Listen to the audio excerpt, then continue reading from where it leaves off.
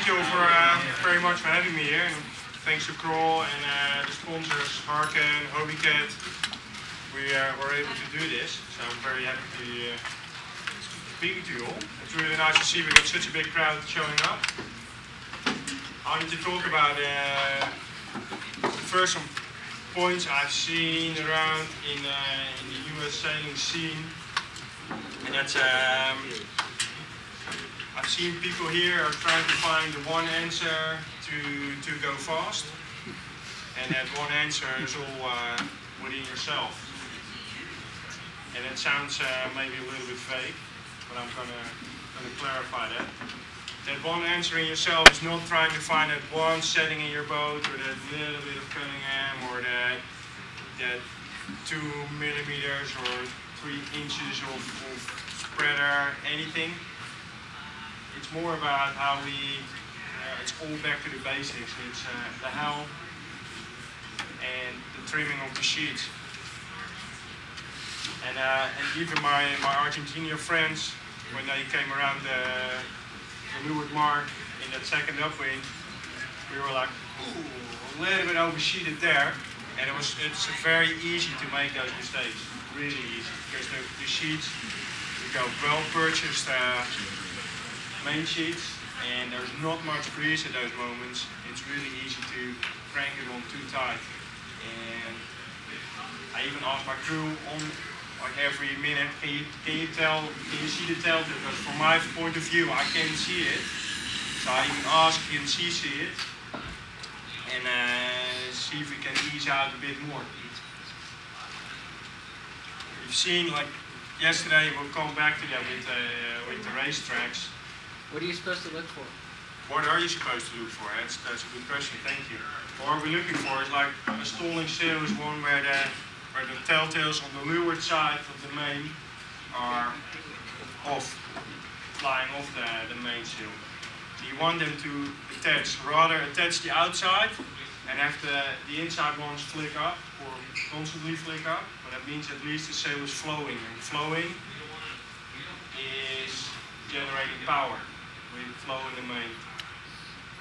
If they start to stall, it's actually a brake then actually pushing you forward. With the light breeze, it's a difficult one. If it's windy, most of the time it's really straightforward and easy. There's enough energy in the air to push you forward, and if you make a mistake, it's very easy to recover from it.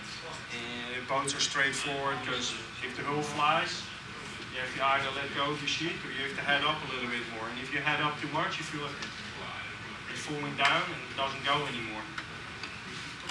If you sheet out too much, you also fall in the water. Or you see, like, if you sheet out too much, you're like to the boat underneath you, you're going too low, so you need to sheet in a little bit more. If you feel you're constantly up in the air, anytime you sheet on, you have to pull some Cunningham. Those things where you find it more natural to find those answers than if it's really light.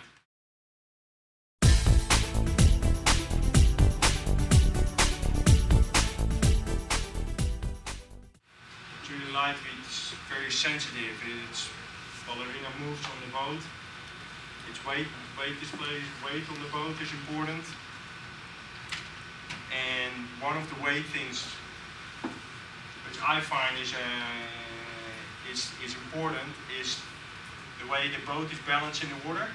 If we look to a catamaran, we have the tendency of people is to fly the hull, because as soon as we fly one hull, we're fast. And I think that's a lie.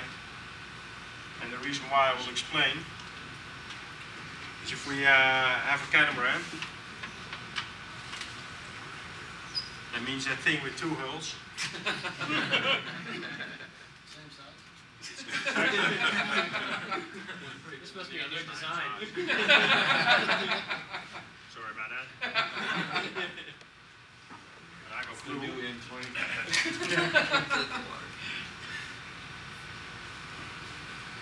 Okay, so let's say we're facing the transom of a boat, and we got our power.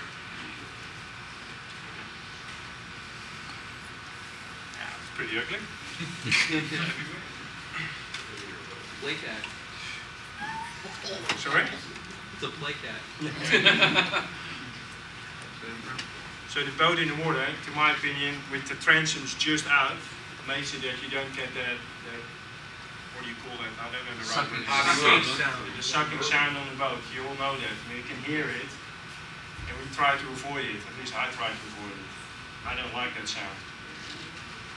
Still, you see people.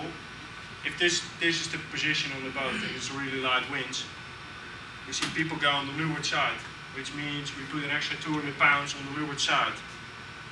And this hull will sink in, which already helps that sucking sound. The other thing is, by having the crew on the leeward side, makes the mast, the whole platform goes more sideways, which means that the angle of attack of the bridge is not like that anymore, but it actually comes like that angle to the sail. Our sails are fully battened, pretty stiff material. They set up for the breeze. We don't have to hang them like the really soft diagonal sails. Our sails set. And most of the time we actually need to help the sails to set with some Cunningham on, some downhill. Positioning of the boat straight in the water with the transoms out makes it that we have less drag. Trying to fly that hull with the weight all the way on the leeward side, if we put all the weight, we can trapeze on the other side and we can fly the hull. But there's not enough air pressure and therefore not enough forward pressure, forward force to push you forward to reduce the amount of drag. The amount of drag by sucking is more than the amount of drag we get by more wet surface, because that's what we're trying to reduce.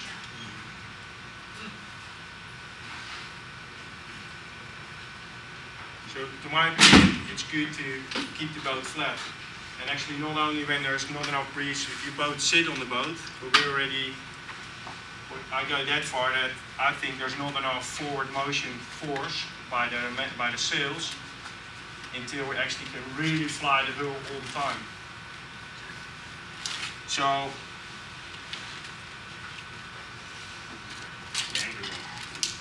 the crew